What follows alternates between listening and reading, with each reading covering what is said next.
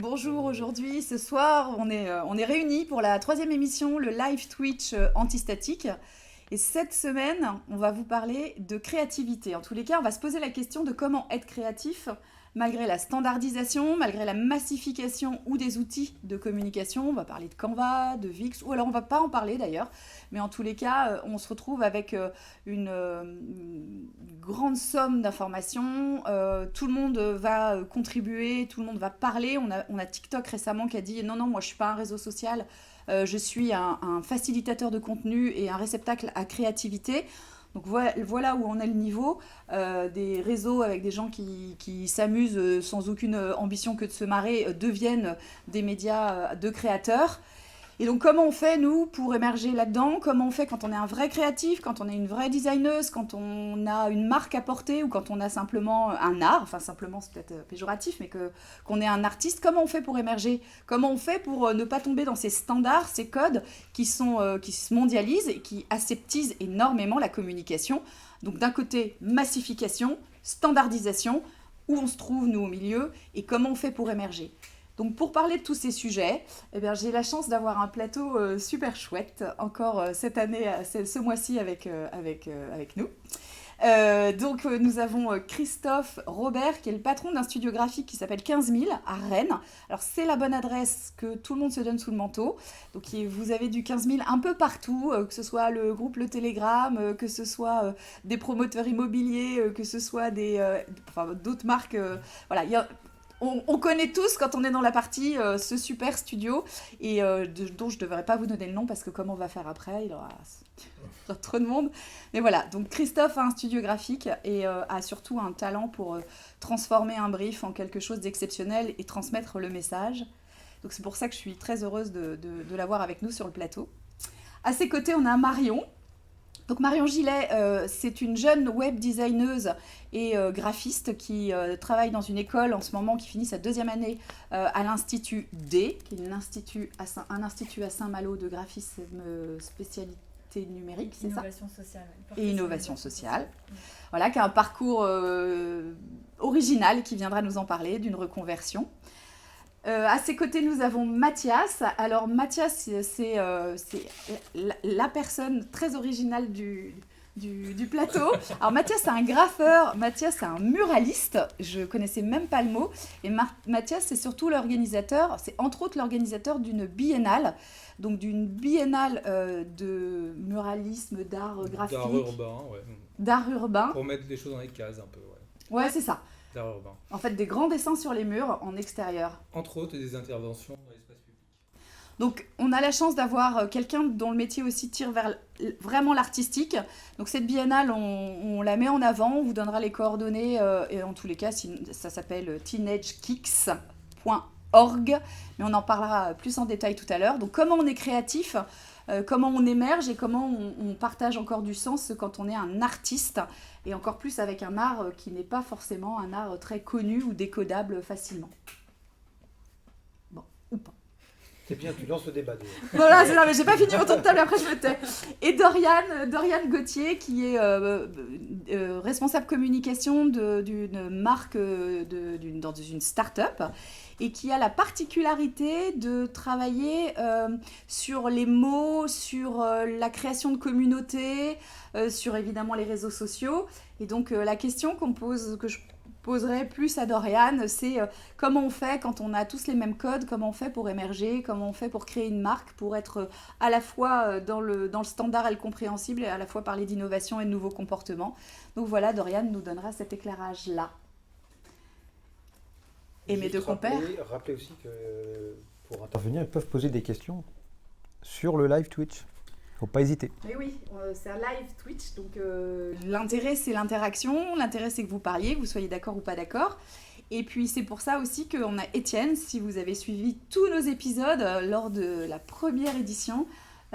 Étienne était à Quimper. C'est ça, à Ploney-sur-l'Anvers, voilà, à côté de Quimper. Derrière le buffet de sa grand-mère, enfin devant d'ailleurs.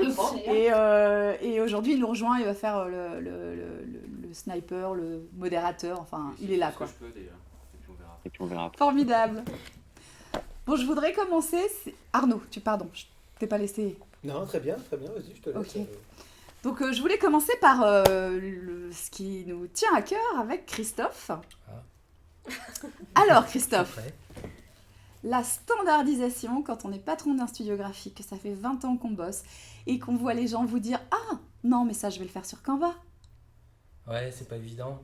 Bon, après, il n'y a pas que ça. Hein. On fait pas tout sur Canva d'abord. Et puis nous, on vient nous voir justement parce que ces outils-là ont des limites. Voilà. Nous, on vient nous voir parce que on a besoin de raconter une histoire. Enfin, le client a besoin de raconter une histoire. Le client a besoin de pertinence en fait dans le message. Et la créativité, on l'amène de cette façon en fait. Voilà, en racontant l'histoire et puis avec de la pertinence parce qu'il faut que le message soit cohérent avec ce qu'on a envie de dire et puis l'image qu'on veut transmettre de l'entreprise pour laquelle on parle, quoi. Et du coup, non, il y a toujours besoin de personnes, ça veut, au-delà des outils. Les outils vont être des facilitateurs de design pour débiter des contenus quand on a besoin de débiter du contenu rapidement, instantanément, voilà, dans des codes actuels, dans les tendances actuelles. Voilà, on sort des choses, mais bien souvent on a besoin d'aller beaucoup plus loin. Et puis nous, on a du boulot parce que les gens ont toujours besoin d'un regard extérieur déjà sur eux-mêmes. Quand une boîte vient nous voir, ils ont le nez dans leur truc, voilà, les boîtes, ils ont un logo rouge depuis 20 ans, ils en ont marre du rouge, et puis ils en ont juste marre, mais nous on leur dit mais non, c'est vous êtes rouge, c'est comme ça. Voilà, vous en avez marre, c'est normal, vous êtes dedans depuis 20 ans, et ben nous on va non, il faut garder le rouge, et puis nous on va trouver un truc à raconter quand même malgré tout, quoi, et on va réinventer quelque chose, on va réinventer une histoire, et voilà. Après, il y a aussi la problématique de la créativité et le design. Pour moi, c'est deux choses très différentes en fait. Vas-y, pourquoi ces deux choses? Nous, il fallait qu'on trouve un mot qui soit un peu fédérateur. Ouais. Mais comment tu te... Le design, c'est rendre les choses jolies. Ouais. Voilà. C'est le design automobile, le design internet, voilà, c'est rendre les choses jolies. Cosmétique. Voilà. D'accord. C'est bien. Alors, le design industriel permet aussi de rendre les choses fonctionnelles. Voilà, ça fait partie du design aussi. Un meuble design doit être aussi fonctionnel. Il n'y a pas de souci. Hein.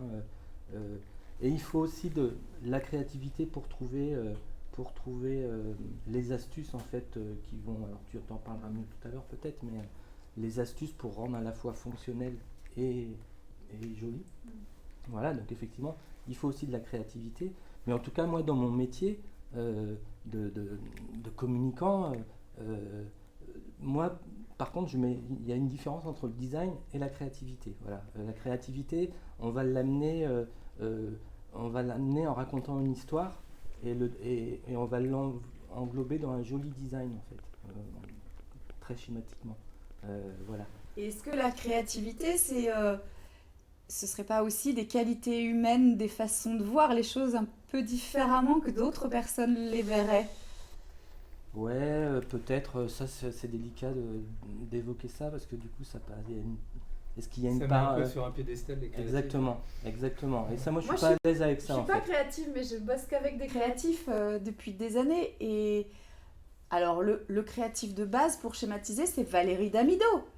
Vous arrivez, elle vous montre une maison, elle vous dit les gens disent voilà ce que je voudrais, on n'imagine rien, et quand elle produit sa maison, les gens disent c'est exactement ce que je voulais.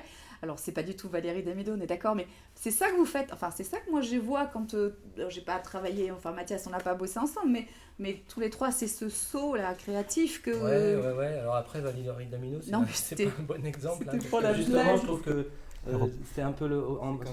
Ouais. exactement. Ouais. C'est le Canva du design, ça veut dire que c'est nous dans notre métier... C'est un logiciel Canva gratuit qui te permet... Alors tu cliques, tu as format bannière, carte de visite, tu as toute une sélection de gabarits. Ok. Et en faisant du click and drop, tu peux customiser, créer un design. Alors dans des limites, on te donne une sorte de catalogue. et tu composes. Alors, il C'est- propose d'aller encore plus loin, mais Composition, c'est un mot-clé, c'est composition. Tu composes avec Des éléments design existants en fait. Fais ta petite La recette, composition. quoi. Voilà. moi j'essaye, C'est ça. mais c'est Et moche. Au final, c'est moche, alors que quand ça passe dans les mains d'un graphiste, c'est beau. Enfin, il se passe un truc de point, plus. qui m'a Un appelé quand tu as dit ça, c'est on est un regard extérieur sur les entreprises, quand tu travailles avec des entreprises. C'est intéressant. Est-ce que quelque part, c'est pas cet effet miroir en fait? C'est que en étant créatif, tu racontes une histoire. Est-ce que tu n'es pas l'effet miroir? Mais tu sais, un miroir pas déformant, mais un miroir qui raconte autre chose que la personne s'imagine être. Ah oui, Tu dis, tout à moi, ce que fait. je vois de vous, finalement, c'est ça, et qui peut être totalement différent de ce que tu penses renvoyer en tant que personne ou en tant qu'entreprise. Est-ce que c'est pas le créatif a cet effet miroir déformant Alors, oui. Alors, moi, il y a longtemps, j'ai employé le mot un petit peu télépathe en fait. Il faut un petit peu comprendre entre les mots. Alors, il faut s'imprégner du sujet, il faut comprendre le sujet. Il faut être curieux parce que on a des sujets super variés, voilà. Des domaines que tu connais Voilà, pas forcément. pas forcément au départ. Puis nous, on n'a pas de spécialisation, donc et puis en fait, si on est créatif, c'est qu'on est curieux. Donc et du coup, on est obligé d'être curieux tous Tout le les temps. jours parce qu'on se retrouve avec des nouvelles problématiques, des clients qui arrivent dans des secteurs d'activité qu'on connaît pas du tout, et puis il faut rentrer dedans et avec la curiosité, ça rentre tout seul. T'as quelqu'un qui veut intervenir sur ce sujet-là, Étienne? Il y a Tiny Tiger 77 qui nous dit Canva, facile mais limité, ça ne pourra jamais remplacer le talent et surtout l'expertise d'un graphiste. Exactement. Je sais pas si vous avez- Oui. Après, s'il y a de la créativité dans Canva, c'est dans le créateur de l'appli. Voilà. Alors ça, c'était une remarque que tu avais faite en disant, c'est toi qui as créé le code antistatique. Ouais. C'est toi qui as créé la charte. Et tu as dit, le créatif, c'est celui qui a fait les... C'est le gars qui a créé le filtre. C'est pas moi. Sur Photoshop, un créatif, maintenant, pour moi, c'est plus les gars qui créent des filtres sur Photoshop. Dans les nouvelles versions de Photoshop, on a des nouveaux filtres. Là, c'est les mecs qui inventent des nouveaux codes graphiques qui seront utilisés après par tout le monde. Et la créativité dans Photoshop, elle sort, en grande partie, elle sort de là, en fait. Et puis nous, après, on va... Si on utilise juste Photoshop en tant qu'outil de design, voilà, après...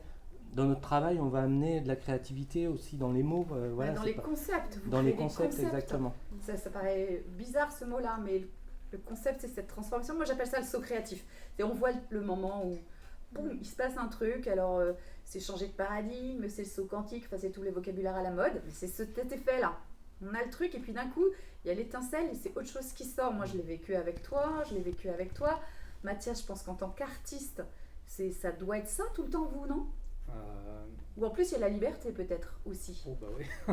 Parce que là on parle C'est-à-dire contrainte que client. C'est pour ça que c'est intéressant que Mathias soit là, parce que du coup on a deux façons d'aborder les choses différentes. Mais j'ai abordé cette façon-là aussi Oui. pendant des années, donc c'est vrai qu'à un moment donné, j'ai répondu à des demandes de clients qui me disaient moi je veux un portrait de mon cheval, je veux une jungle, et puis bon, moi il fallait que je croûte, donc je répondais à la demande, et puis et les gens faisaient appel à moi en tant qu'outil en fait. J'étais t'es un graffeur, tu dois savoir faire ça. Et puis à un moment ça m'a quand même un peu barbé, mais j'avais envie de faire quelque chose de plus personnel, et donc j'ai essayé d'abord d'avoir une démarche artistique, quoi. C'est-à-dire qu'est-ce qui dans ma pratique m'appartenait à moi. Parce qu'en parallèle tu avais ta Alors, vie de graffeur. J'ai d'abord commencé par le graffiti traditionnel, je peignais de manière illégale dans la rue. T'avais quel âge? J'ai commencé, j'avais 17, 17 ans. J'avais 17 ans, on a commencé en taguant, puis après à faire du graffiti un peu plus élaboré, faire de la couleur. Et très vite, j'ai été approché par des gens qui trouvaient que ce qu'on faisait était chouette et qui nous demandaient déjà, alors qu'on apprenait à peine, de transmettre dans des MJC, tu vois, Ouais. de faire des ateliers graphes, comme on appelait ça. Et puis on a très vite aussi eu des clients qui voulaient nous payer pour qu'on fasse des graphes pour un événement, par exemple un concert ou quelque chose comme ça. Donc on écrivait le nom du groupe ou on faisait juste un graphe avec notre nom. Et les gens, en fait, ce que les gens appréciaient, c'est de nous voir travailler en live. Ouais. Et puis il y avait ce côté magique et tout, puis de voir un artiste travailler, c'est toujours quelque chose qui impressionne les gens, quoi. Et puis ensuite, il y a une espèce de marché qui s'est créé. des gens qui voulaient des décos dans leur entreprise, une crêperie qui disait ça me coûtait moins cher peut-être de faire appel à un graffeur que de faire appel à Christophe chez 15 000. et on répondait à des commandes. Donc, pendant des années, j'ai répondu à des commandes comme ça. Mais c'était pas ce que j'avais envie de faire. Alors c'est quoi cette période? T'as quoi, une petite trentaine d'années? J'ai une trentaine d'années, ça fait 10 ans que je vais tu dire fais que du graphe. ma carrière d'artiste a débuté il y a une douzaine d'années. Quoi. J'ai commencé à vouloir faire ce que je voulais. Ou Et tu arrêter t'es de dit que répondre. t'étais un artiste peut-être? C'est intéressant ça. Tu dis, ça a démarré il y a une douzaine d'années. Avant, t'étais quoi? T'étais pas artiste? Eh ben, j'étais un espèce d'artisan quelque part. On m'appelait, si tu veux, on m'appelait pas pour moi, pour mon boulot. On m'appelait parce que j'étais capable de faire, Pour ta technique. pour ma technique. Voilà. Et après, artiste, c'est pour ton aspiration. Artiste, les gens m'appellent pour ce que je fais. C'est-à-dire, D'accord. ils m'appellent, ils ont vu mon travail, ils disent ton travail nous intéresse et on aimerait travailler avec toi. Et on le voit Ok. où ton travail? Parce que c'est Sur pas, Instagram, c'est pas essentiellement. facile à identifier. Hein. Quand on te cherche sur les réseaux sociaux, il y a des alias, il y a des Ouais, festivals, il y a. C'est voilà, c'est C'est, polymorphe. Brez, mon nom d'artiste c'est Brez, B-R-E-Z. J'ai un Instagram qui est Brez72, dans lequel on voit à la fois des... 72, ce serait pas ta date de Si, naissance. mais parce que ça va être un peu long si je rentre dans les détails. Mais, Très créatif. c'est par rapport à... c'est un truc très traditionnel chez les graffeurs des tout débuts, les artistes comme Taki 189, comment dire, ils mettaient le nom de leur rue au D'accord. bout du nom pour dire voilà, moi je suis de telle rue. Ah, Et puis, ok. Ça avait il du posait- sens avec le c'était les ce qu'ils taggers faisaient, des en fait. débuts, quoi. Bah Voilà, ouais. ça avait du sens. Maintenant, ça en a moins. Moi, j'ai rajouté ce nom-là parce que Brez, quand j'ai voulu prendre mon nom de domaine, c'était déjà pris, quoi. Ah oui. Donc j'ai rajouté 72 pour. Et puis ça marchait aussi. Parce que tu viens du Mans. graffiti, quoi. Parce que tu viens du Mans. En fait. Absolument pas. On m'a dit ça récemment, justement, j'ai été peindre au Mans. Et donc cette période où tu as appris à faire du graphe, en parallèle on te faisait des commandes, en parallèle on te demandait de transmettre quelque chose que vous étiez en train d'apprendre, et à un moment tu t'es dit non, stop, moi je suis plus assez créatif. Voilà. J'avais plus envie de faire ça. C'est pas que j'étais plus assez créatif, c'est que j'avais plus envie de répondre à des commandes. Je ne me reconnaissais pas dans ce que je faisais. Je le faisais, mais pas avec du cœur, quoi. C'est-à-dire que pendant des années, ça m'a permis d'acquérir de la technique, mais il n'y avait pas d'âme dans ce que je faisais, quoi. Ça transpirait pas. C'était décoratif, quoi, tout simplement. Donc voilà, donc j'ai voulu dériver vers des trucs plus personnels, qui plaisent ou qui plaisent pas, au moins c'est clair, mais si les gens viennent vers moi, c'est parce que mon travail leur a plu. Et qu'est-ce que tu as envie de transmettre? Ce que tu dis avant, je faisais le besoin des autres, quelque part, la commande. Parce que tu transmets, c'est ton propre message, en tout cas. Ouais, tout à fait. C'est ça. Et ton message, c'est quoi? C'est sur le moment? C'est sur un le message de moment, fond? C'est quoi? Ça dépend. Ça dépend comment je travaille. Sur toile, ça va être plus introspectif. Quand je vais travailler face à un mur, ça va être plus par rapport à l'environnement du mur, par rapport à une histoire que j'ai envie de raconter, ou par rapport à un lieu. Donc toi aussi tu racontes des histoires, toi aussi. Bah ouais, c'est là où je trouve que il y a ce côté créatif justement. C'est qu'on a envie de raconter une histoire. Enfin, moi c'est ce que je me dis, mais en même temps l'histoire je la garde pour moi. Je donne une image dans la rue et les gens font ce qu'ils veulent. C'est-à-dire que eux, ils vont être. C'est une image qui va être une espèce de miroir justement. C'est-à-dire qu'ils vont la regarder puis ils vont se faire leur propre. Tiens, qu'est-ce qu'il a voulu dire? Mais non, en fait, c'est pas qu'est-ce qu'il a voulu dire, c'est qu'est-ce que moi ça me dit, quoi.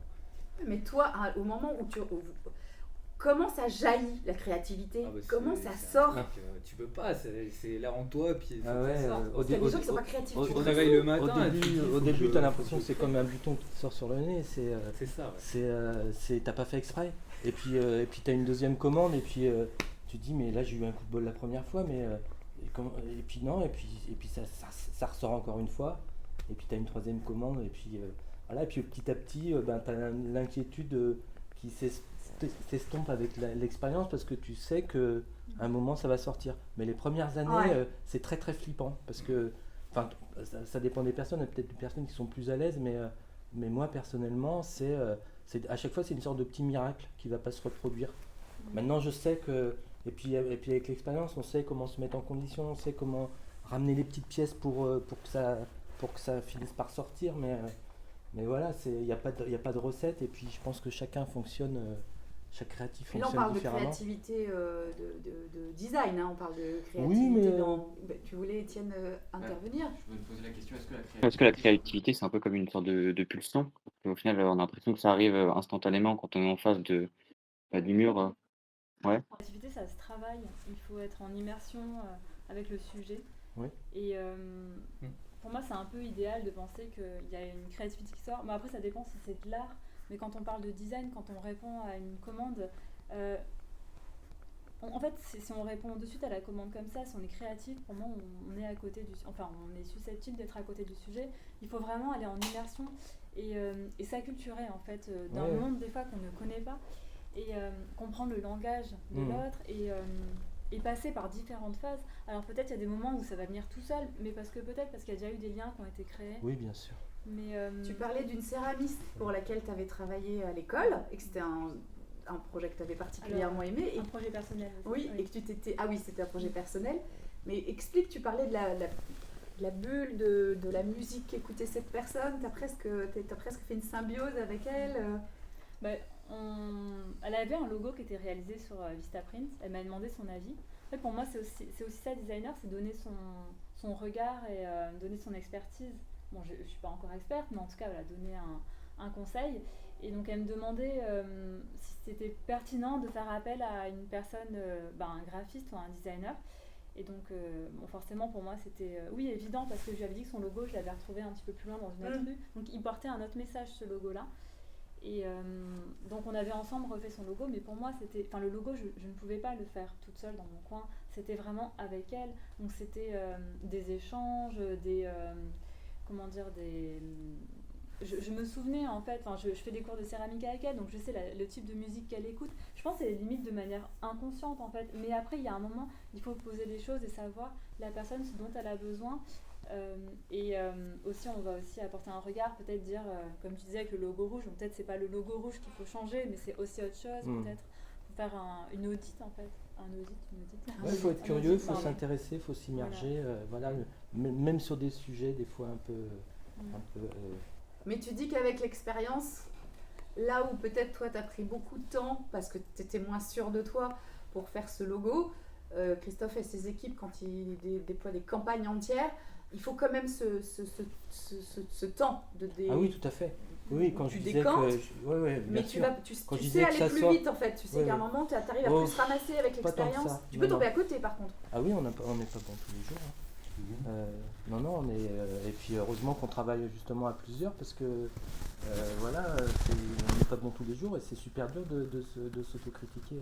En général, ça marche bien de s'autocritiquer le lendemain, mais sur l'instant, c'est pas évident quoi. Donc on est obligé d'avoir le regard des autres. Et tout à l'heure quand je disais miraculeux, ça veut pas dire instantané, on nous pose une question, on a la réponse tout de suite. Il y a quand même, comme tu disais, le travail préalable d'immersion dans le sujet, de comprendre l'esprit de ce qu'on nous demande. Et puis à un moment, malgré tout, il y a quand même une sorte de flash. Voilà. Ouais, à un moment, vous êtes quand même des créatifs, je veux dire. Oui. Vous êtes des créatifs, En fait, sinon ça arriverait à tout le monde. Il y a tout qui se connecte en fait. Il y a des concepts que tu as, des idées. Enfin, je sais pas, il y a une fusion. Enfin, moi, c'est comme ça que je le vois. Et tout devient évident et tout est aligné en fait.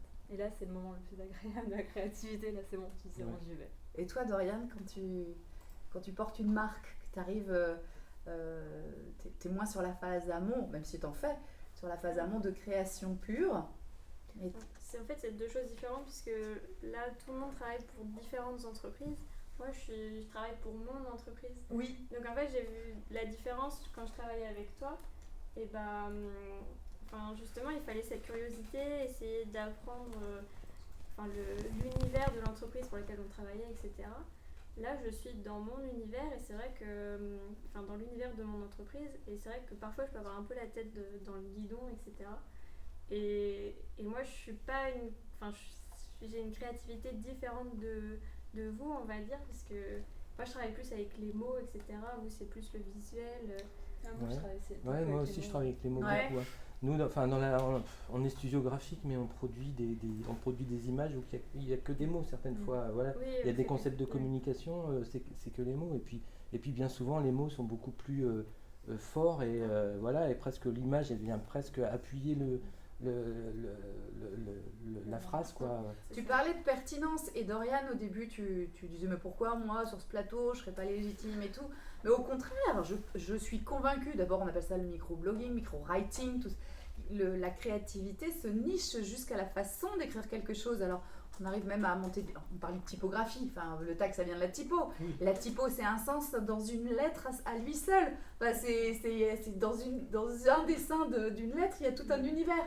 Donc la façon d'être créatif, comment j'angle ma communication, quelle expérience ou quelle sensation je veux faire passer dans un message, ou encore plus toi qui dois tout le temps rester dans le même univers. C'est intéressant, tu restes dans le même univers et j'entends ici qu'il faut être curieux ou être ouvert en permanence, il faut s'intéresser. Est-ce que tu arrives, en étant dans le même univers, à rester curieuse, à rester c'est ça, à l'écoute? moi, dans mon métier, donc, je suis community manager, donc je m'occupe des réseaux sociaux. Et il faut que j'arrive à raconter, comme disait Christophe, Une histoire. La marque veut raconter une histoire. Et moi, l'histoire, je la raconte tous les jours. Il faut que j'ai quelque chose à dire, à raconter tous les jours.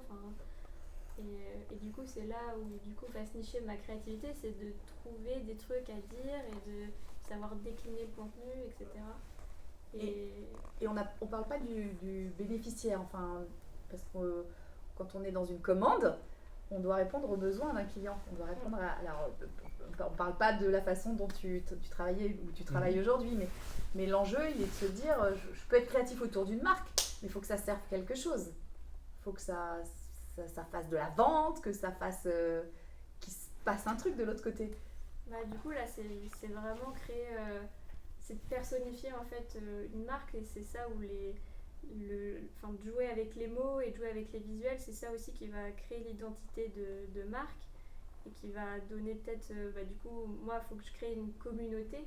Donc du coup, c'est les gens, il faut qu'ils arrivent à s'identifier à cette identité de marque, à lui donner un caractère, etc. Et donc là, on remonte encore d'un cran, ou à côté, on étend l'impact de la communication, du design, du graphisme, du message sur la cohérence de l'entreprise, de son produit, de son service. Enfin, ça va loin. Cette notion de vente, je reviens sur ma thèse, que tu es peut-être le seul qui, quand tu dis je crée pour moi ou avec mes idées, etc., derrière tu as cette idée de vente ou comment ça, du coup tu vis comment de ta création? Alors depuis un an là, je suis maintenant salarié de Teenage Kicks, donc j'ai moins posé la question de cette survie à la fois en vendant des œuvres ou en répondant à des commandes d'entreprises ou des appels d'offres pour des événements. Mais rien de récurrent en fait. Rien de récurrent, voilà. Donc c'était très en dents de scie, c'est pas facile. Toi, tu as des moments qui sont très bien, mais tu as des moments aussi qui sont où tu n'as plus de boulot et tu te dis merde, est-ce que j'ai fait le bon choix? Il faut garder du jus, de Ouais, c'est pas l'envie, facile quoi. Il y a des moments pas faciles. Enfin, ouais, dans bien ce boulot, sûr. et encore, je pense que je m'en sortais pas trop mal parce que l'expérience, parce que j'ai du réseau, parce que je débute pas, mais donc maintenant je me suis posé moi ces questions-là, et c'est vrai que des fois il m'est arrivé d'être approché par des marques, et c'est là où je suis moins à l'aise. C'est-à-dire que c'est des choses que j'ai plus vraiment envie de faire, des soirées pour une marque. Où tu fais de l'exhibition. Où je fais de l'exhibition, voilà. Un show graphique. Exactement. Je suis pas forcément très à l'aise avec ça, quoi. Y compris si tu es libre dans le thème et dans le... Il faut que je sois libre, ouais. C'est ce que même en étant je libre l'impose comme ça, parce que en fait, quand on me le propose, je fais bon, j'ai besoin de bosser, il faut que je fasse quand même le truc, mais par contre, il n'est pas question que je représente le produit, que je On a une question qui est dans ce sens-là. Ouais. Tiny Tiger 77. Qui te demande c'est quoi c'est quoi la activité, elle change entre le moment où tu as une créa qui est entre guillemets contractuelle, une commande, ou une créa où c'est toi qui est libre en fait de la faire. Des fois, la contrainte, elle nourrit beaucoup la création. Donc, ça dépend de la contrainte. La contrainte que tu peux décontracter. Voilà, dans laquelle qui peut correspondre à mon univers. Si la contrainte correspond à mon univers, ça marche complètement, quoi. Si on se sert uniquement de l'image, en fait pas de mon image à moi, mais de l'image générale, en se disant ah tiens, un street artist, ça va nous faire du flux, du like, de je sais pas quoi. Bon là moi je suis un peu plus gêné avec ça. Parce que tu deviens le produit. Quelque part. Ouais, puis j'ai envie d'une relation plus sincère maintenant. Ouais. Donc cette relation au produit. Et ça s'est épuré au fur et à mesure du temps, en vieillissant. Ça s'est épuré, ouais, mais parce que je refuse certaines choses. Maintenant je dis c'est pas moi qu'il faut aller voir.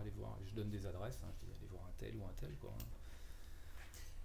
Mais je me permets de refuser des choses et dire ça m'intéresse. Est-ce que tu peux te le permettre ou parce que c'est vraiment une... Non, je peux me le permettre, après je pourrais tout accepter et puis bosser comme un Stakhanovitz et m'acheter une belle voiture. Mais est-ce que je comprends, c'est que tu veux pas altérer ta valeur créative et ton inspiration, etc. au profit de l'argent? Mais je crois que ce que je fais n'est pas forcément très, très vendeur. Donc, c'est une vraie démarche artistique. Oui, et pour le coup, oui. Ça rejoint le sujet que tu évoquais au début, entre les demandes, les tendances et voilà. Ça, c'est quelque chose de compliqué, d'être en dehors de la tendance. Voilà, l'uniformisation des attentes dans le design du monde, quoi. Toi, quand tu communiques pour une marque, aujourd'hui, ta marque, elle n'est pas disruptive. Elle n'a pas choisi d'avoir des codes complètement en dehors. Elle a un produit qui est différent, mais ses codes. Et il y a un moment, c'est effectivement compliqué de se renouveler, peut-être. Enfin, je trouve.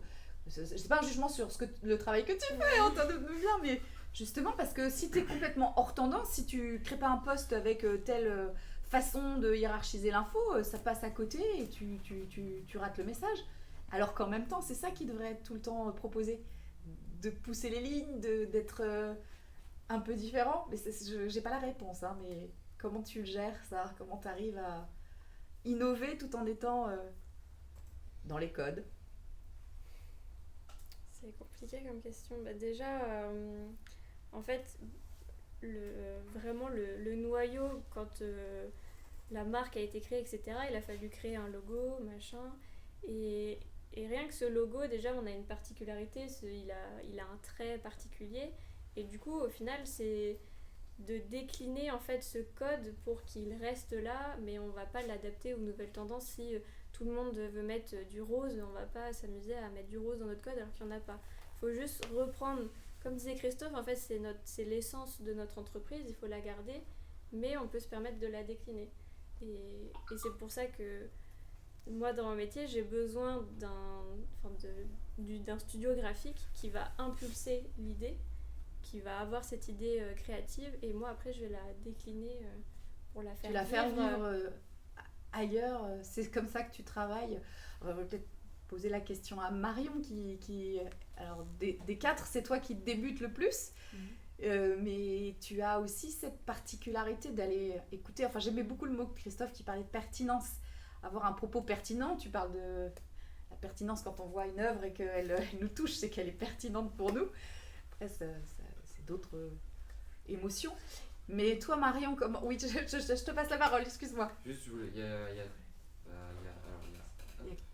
a Tiny Tiger 77, toujours le même, qui nous dit c'est un aspect super intéressant, la contrainte au service de la création. Il parle de Remember, les ateliers théâtre d'improvisation. Et j'avais une autre question. Moi, est-ce que la créativité, finalement, vous l'avez trouvée où? Est-ce que la créativité, c'est pas un assemblage de petites idées qu'on trouve un peu partout et nulle part? Je parle parce que toi, tu as développé ta créativité très récemment. Enfin, ça t'a laissé l'opportunité de changer de voie et d'exprimer ta créativité. Alors avant, j'étais créative dans la danse. Je faisais pas mal de danse d'improvisation. Et justement, d'écouter une nouvelle musique et de faire un nouveau geste, un nouveau mouvement où on va comment dire, on va écouter la musique et on va y aller, on va danser. Donc ça, c'était vraiment, depuis que je suis petite, je danse, puis la danse d'improvisation. Et pour moi, c'est assez lié, parce que pour moi, c'est pareil, donc de la contrainte. Par exemple, la contrainte, je vois ça aussi comme un outil on va te dire, bah voilà, tu vas dessiner, mais t'as que un stylo, t'as que un crayon rouge. T'as que 20 € et tu me dois faire une campagne d'affichage. Voilà, c'est ça. la contrainte. Mais j'ai jamais fait ça. Je n'ai jamais fait ça. Mais tant mieux. Enfin, il y aura quelque chose de nouveau qui va sortir. Je pense que la contrainte, c'est... je pense que j'avais un projet à un moment où on avait une contrainte de typographie, de couleurs, et on devait aller chercher des éléments graphiques au bord de mer pour servir comme matière dans de l'édition. Pour moi, je suis allée hyper loin dans la mise en page, parce que du coup, je me suis pas concentrée sur ça, parce que j'avais déjà mes outils. Donc j'ai pu me concentrer sur autre chose, sur la mise en page, comment choisir les mots pour raconter l'histoire. C'était un festival de théâtre urbain. Et pour moi, la contrainte, c'est aussi se débarrasser de certains aspects et d'être cadré. Et le cadre, ça permet de mettre des limites. Et on va explorer une partie, des fois des parties qu'on n'a jamais explorées. Et puis explorées. c'est les limites que tu choisis finalement. Alors oui, des fois les contraintes, on peut les avoir imposées aussi par la demande. Et comme tu disais, par les contraintes budgétaires, tout ça. Donc pour moi, c'est vraiment... faut se renouveler tout le temps. Et la contrainte permet ça aussi, de se renouveler, parce que si on choisit tout le temps ses outils, si on choisit tout le temps son contexte et son cadre, On reste dans son cadre. On reste dans son confort. Et moi, je trouve ça plutôt agréable, la contrainte. C'est super intéressant. C'est ce que c'est pas la contrainte qui rend créatif. Est-ce que sans contrainte, tu arrives à être créatif? Alors, je pense que c'est une question d'équilibre aussi. Il faut qu'il y ait de la contrainte, mais il faut aussi qu'il y ait une partie de soi, parce qu'on va poser notre créativité. Pour moi, c'est une rencontre, la créativité. Quand tu vas répondre à une demande, une personne qui a besoin une personne qui va te dire j'ai besoin d'un logo, d'une charte graphique, tu vas faire une rencontre entre ta créativité, comment tu vas percevoir, comme tu parlais tout à l'heure de miroir, comment tu vas lire l'histoire du produit, du service, et comment tu vas la retranscrire graphiquement. Donc pour moi, c'est vraiment une rencontre, et c'est pour ça que d'un studio à un autre, d'un graphiste à un autre, ce sera une autre histoire qui sera racontée, et suivant les perceptions. Je sais pas si j'ai répondu, si je suis pas hors sujet dans la question. Il n'y a pas de sujet en fait. C'est quoi le sujet En d'ailleurs fait, je me souvenais plus de la question. Non mais c'est très... Voilà. Non mais le fond derrière, c'est comment rester créatif en fait. Comment ne pas se faire rattraper par la facilité des outils, la facilité de la standardisation, la facilité de la commande, de l'argent, etc. Et comment garder ce côté... Ou alors, résiste à ça et pourquoi la créativité a encore de la valeur? Parce que justement, il y a de la standardisation, il y en a partout. C'est important comme question, ça, ouais. Moi, j'ai du mal, de plus. J'ai la chance d'avoir des clients qui me suivent dans l'aventure de la créativité avec des gens comme Christophe, parce qu'on bosse beaucoup ensemble. Et je vois que c'est de plus en plus dur, parce que des jeunes comme toi sont aguerris à des outils plus rapidement que nous. Il y a 20 ans, quand on a commencé à bosser, on était les seuls à savoir, moi j'étais pas graphiste, mais les directeurs artistiques étaient les seuls à savoir maîtriser les outils, le Photoshop, l'Illustrator, enfin c'était Express et ça s'appelait autrement.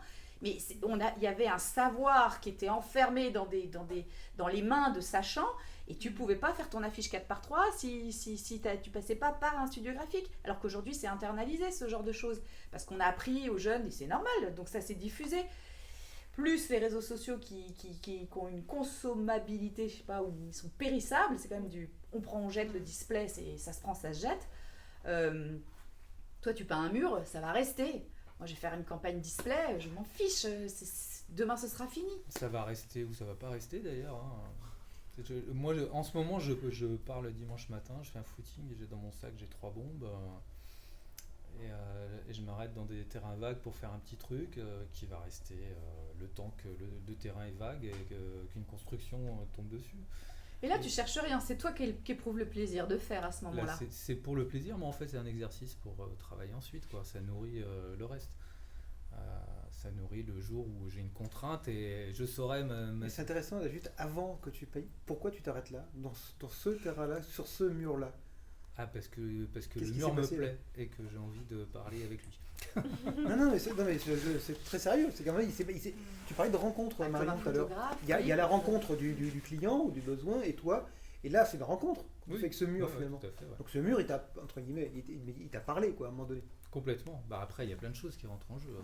Peut-être aussi le moment la notion de rencontre, elle est super importante. Et c'est marrant qu'elle ait été initiée vers l'histoire du mur de Mathias, mais l'histoire de la rencontre est importante parce qu'on a besoin de la rencontre nous on travaille que sur de la commande avec donc du coup beaucoup de contraintes et on a besoin de cette notion de rencontre en fait que l'échange soit libre et voilà, on a besoin vraiment de rencontrer les personnes qui ont besoin de nous et d'échanger, de Surtout, toi, tu as comprendre. un temps court. Il faut que tu répondes vite. Enfin, il y a toujours un délai. Alors, oui, après, nous, on n'a pas un gros roulement de clients, en fait, parce que... Non, mais quand un projet sort, souvent, c'est Ah oui, après, c'est oui. rapide. Je veux dire, Parce que, ouais, parce qu'on a des commandes différentes pour le même client, donc après, mais justement, la connaissance de- du client, de ce qu'il fait, de son esprit, après, on peut sortir des choses assez vite, mais un nouveau client qui arrive avec un nouveau sujet, il faut quand même le temps de... Puis des fois, ça marche pas, des fois, on a des rencontres où ça marche pas, on se comprend pas, voilà, ça arrive, ça fait partie des contraintes, voilà, on n'a pas bon tous les jours, ça marche pas tous les jours, ouais. La rencontre, c'est avec les clients ou avec le sujet? budget, justement, limite. Ah, c'est contrainte. c'est très lié, c'est très intimement lié le client et le sujet parce que un client, il a un produit ou il a une entreprise il y a beaucoup de lui-même, voilà, il y a ce qu'il a inventé, s'il a inventé un produit ou si c'est un artisan, dans quel esprit il travaille, donc C'est un tout. oui, c'est un tout, ouais. Et du coup, on a besoin vraiment au-delà de comprendre le sujet, c'est de comprendre le client. Voilà, parce que ce qu'on va produire, faut que faut que ce soit lui. C'est comme si lui, il l'avait dit en fait. Donc en fait, on oublie les outils, on oublie les instruments, on oublie tout. C'est de l'humain à l'humain. Ouais. Ben oui, c'est important. Sinon, on va sortir quelque chose de conventionnel. Voilà, on va sortir quelque Le chose risque de la d'automatique. créativité, il est là en fait. Le Ouais. petit risque qu'on prend, le petit décalage, c'est qu'on Ah passe oui, parce que par-dessus le filtre des gens. c'est facile après, sinon t'as un client qui vient, il est dans tel secteur d'activité, il me dit je veux qu'on parle de moi, d'accord, merci. On va voir ce que font les autres, on fait pareil. Non, ça marche pas comme ça, quoi. Tant mieux, c'est pour ça que ça a de la valeur, la créativité. Tu voulais nous lire, il y a Il y a Johnny qui a plein de belles choses à dire. Enfin, c'est son vrai prénom.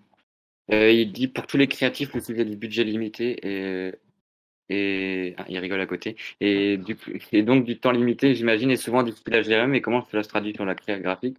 Ensuite, il y a une deuxième question aussi. La contrainte peut se transformer en guide si la balance est équilibrée. Et moi, j'ai une troisième question pour terminer. Ça va faire beaucoup de questions, mais est-ce qu'il y a des rencontres qui ont peut-être, je parle peut-être un peu moins pour Dorian qui est un peu plus jeune, mais est-ce qu'il y a des rencontres au niveau pro qui ont marqué votre carrière? Ah ouais? Ah ouais? Non, Quand même pas. Non, ça me paraît. Mais en tout cas, ouais, des rencontres, Bah, moi j'en ai 21 et il y a des rencontres qui m'ont marqué aussi, mais est-ce que dans votre milieu professionnel, il y a des rencontres qui ont peut-être fait changer d'idée qui vous ont fait changer de perception sur la créativité. sur la créativité, ouais.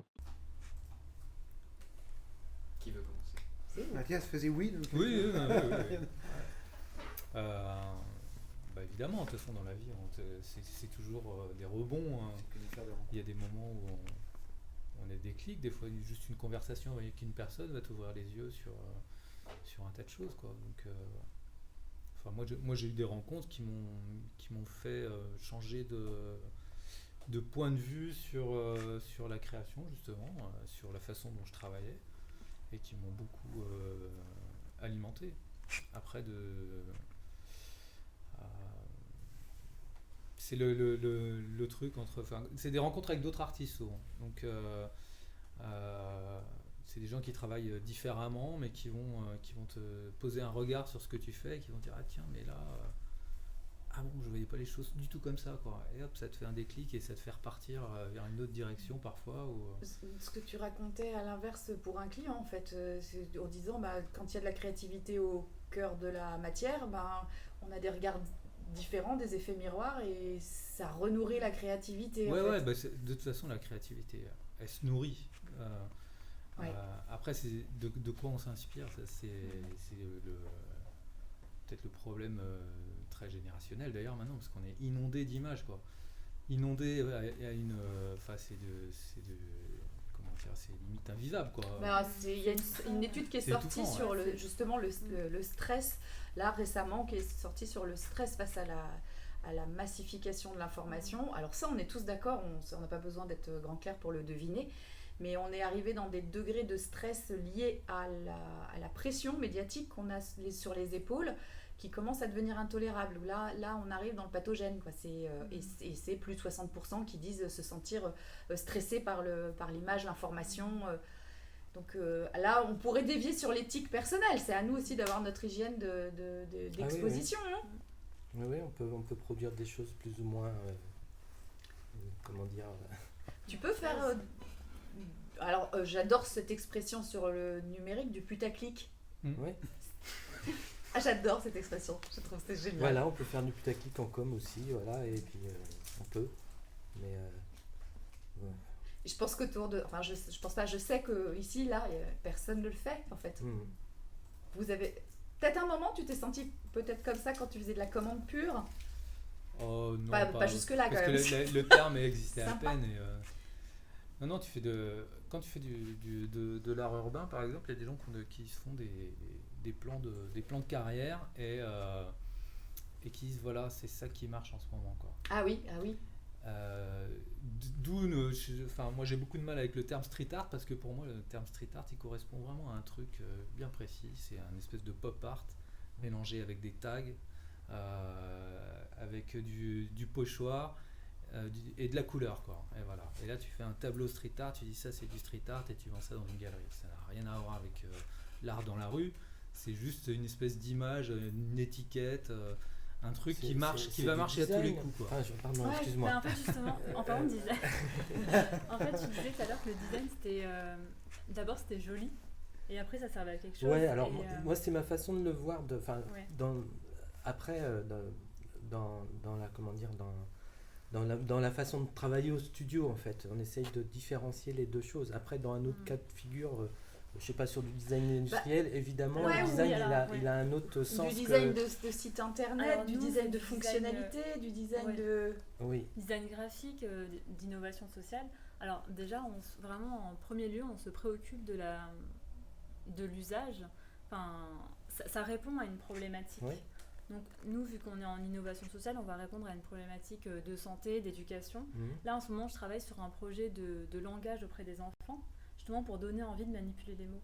Donc avant de penser au fait que ce soit joli, ça me vient. En fait, c'est pas que ce soit joli, c'est que ça donne envie de venir s'en servir. Attirant. Voilà, c'est ça. Parce que derrière ça, il y a Enfin, moi, je fais mon projet un projet de dernière année, voilà, c'est autour du langage. Et donc, je me pose la question, déjà, quelle est la problématique et comment je vais pouvoir y répondre. Et après, ok, je sais à peu près quel est mon concept. Maintenant, comment je vais pouvoir graphiquement traduire ce concept-là. Donc l'aspect esthétique, pour moi, il intervient, mais pas du tout en premier lieu. Pour moi, il y a vraiment, c'est pas uniquement pour moi, en fait, c'est le design d'innovation sociale. C'est d'abord, je réponds à une problématique, et une problématique sur certains domaines. Oui, mais si je peux me permettre, nous, les plus vieux, le mot design n'avait pas la même résonance. Oui, il a été accaparé par le web, on parle même de design thinking pour faire des ateliers de créativité auprès de gens qui ne sont pas créatifs pour un sou, mais juste de les amener par des processus itératifs à sortir des cadres. Et c'est peut-être là où il y a la différence, c'est que le design, c'est concevoir un processus aujourd'hui. Nous, c'était... C'est inné, non? Ouais, ça veut dire que toi, Est-ce que c'est inné ou acquis? C'est presque des outils que tu proposes. Et du coup, effectivement, là, on est plus dans le design d'outils, en fait, comme le design industriel. Voilà, voilà, comme le mobilier où on a besoin que que ça réponde à une fonction. Ouais. Et ensuite. Comme Stark qui dit je suis designer, mais qui partait d'un objet. Et... Dans le design graphique, c'est pas tout à fait la même nuance. On n'est pas. Alors, si sur le web. Le design graphique, il a besoin de... Enfin, maintenant c'est devenu différencié. Voilà, il y a des gens qui travaillent sur l'interface et sur l'ergonomie, et d'autres qui travaillent sur le design. Donc voilà, ça dépend dans quel secteur d'activité on parle de design. Mais on peut être designer et... Enfin, voilà, le mot, il n'a jamais fait l'unanimité quand je vous ai parlé du sujet. Même entre nous, il n'a pas fait l'unanimité. Vraiment, c'était la créativité. Et Étienne veut poser une question. À qui vous inné la créativité, du coup? Parce que tu parlais de créativité, un mot qu'on comprend pas trop, thinking, je sais pas quoi là. Design thinking. Au final, les gens, Moi non plus, je comprends c'est pas compliqué trop. parce que du coup, on réunit des gens qui sont créatifs avec des gens qui chose, le design thinking, c'est une méthode. Oui, mais c'est compliqué. Enfin, il y a des choses qu'on peut apprendre, mais ça, c'est compliqué d'apprendre à être créatif et d'apprendre. Enfin, je sais pas comment expliquer, mais. Ça s'entretient aussi avec les gens que tu côtoies. La créativité, c'est de l'ouverture d'esprit. Moi, je suis d'accord avec ce que vous dites. C'est des rencontres, mais c'est une envie d'avoir. C'est une envie aussi d'avoir envie de sortir des cases. D'oser regarder ce qui se passe, de faire la fusion entre différentes disciplines. C'est une façon aussi d'avoir une interaction sur ce qui nous entoure et d'y participer, de fabriquer quelque chose qui va être regardé par les autres. Il y a ça aussi. Mais après, la créativité, je veux dire, il y a des médecins qui sont créatifs, il y a des ingénieurs qui sont créatifs. Pour moi, les grands créatifs du 21e siècle, c'est les ingénieurs qui je sais pas, je trouve que c'est fabuleux, quoi. C'est comme ça que le monde avance. Certainement les mathématiciens, moi je connais pas, mais exactement. Je pense que la créativité, elle s'arrête pas au monde artistique, entre guillemets, où on peut être créatif dans un tas de choses, quoi. Alors, ça revient, c'est quoi être créatif? C'est créer du contenu original? Mais être créatif, c'est aussi un métier. C'est développer quelque chose. De nouveau. Est-ce qu'il y a le côté nouveau dans le créatif? Alors ça dépend. Je sais pas, c'est une question. Il y a création en tout cas. Nouveau, c'est de plus en plus difficile. Si on parle d'art brut par exemple, ça veut dire que c'est une créativité qui sort du cerveau d'une personne qui n'a pas été immergée, qui n'a pas de filtre et qui n'a pas été immergée dans rien. C'est le facteur cheval. Voilà, exactement. C'est quoi le facteur cheval par exemple. Voilà, donc l'art brut, c'est ça, c'est un créatif qui travaille sans contrainte. Basquiat. Voilà, Basquiat, dans ton univers, exactement. Donc là, c'est de la créativité qui sort, c'est presque une sorte d'autisme. Voilà. Et en même temps, d'un autre côté, il y a, je sais plus, c'est l'expression, déjà, c'est la créativité, c'est l'intelligence qui s'amuse, c'est un truc d'Einstein. Oui. Voilà. Donc, il y a aussi besoin d'intelligence pour la créativité. À la fois, il y a besoin d'émotions qui sortent spontanément. Il y a aussi besoin de s'amuser. Alors moi, alors ça par contre, où ça se rejoint, c'est l'amusement. Mais effectivement. Oui, être créatif, c'est jouissif, enfin c'est drôle. Ah ouais, tout à fait. Ouais. Dorian qui nous écoute religieusement, tu te marres quand même quand tu écris tes petits posts là, ou quand tu as ta communauté, ou tu joues avec ta marque. En fait, moi je vois la créativité un peu comme une extension de... Ça fait hyper spirituel, une extension de soi. Genre en gros, dans la vie réelle, je suis quelqu'un d'assez timide, réservé.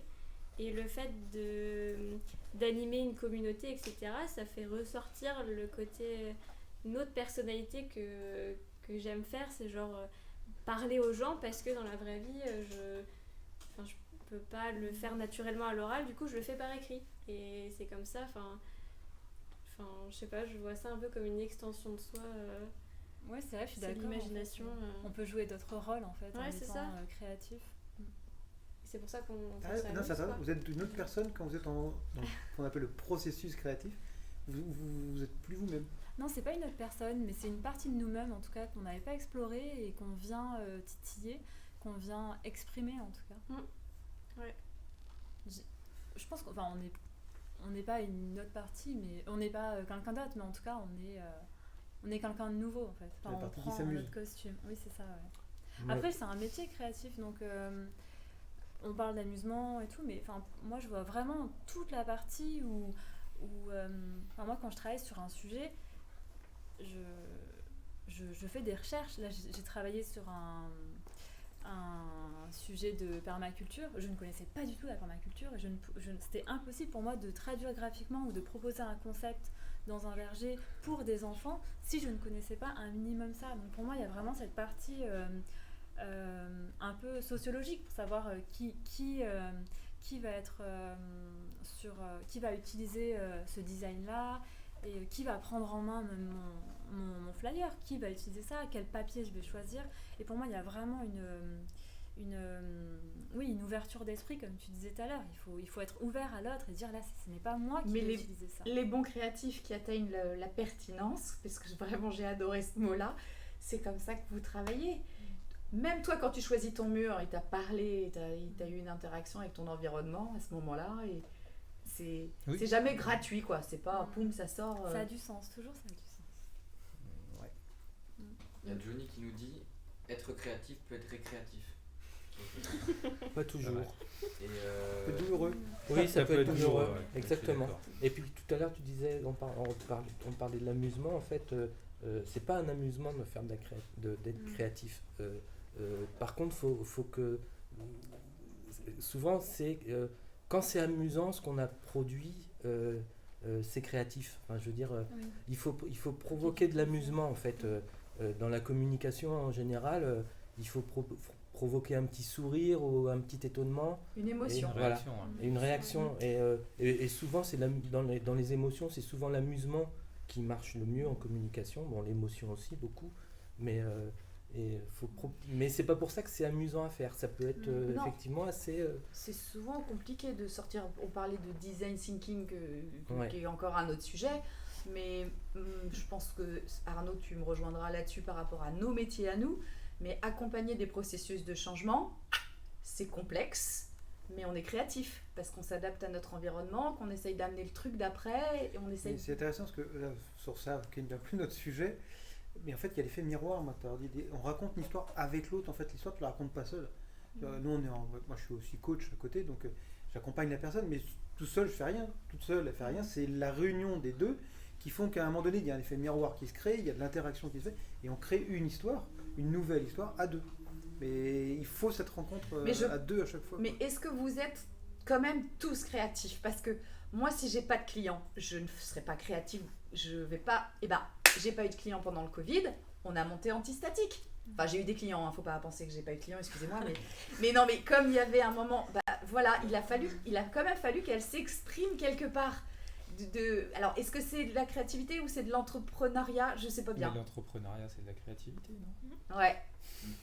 Ouais. Tous créatifs. C'est dur ce que je dis là, mais... Non, mais si, Mais je pense que quand c'est t'as- construire, quoi. C'est C'est super. On va faire un sujet sur l'entrepreneuriat.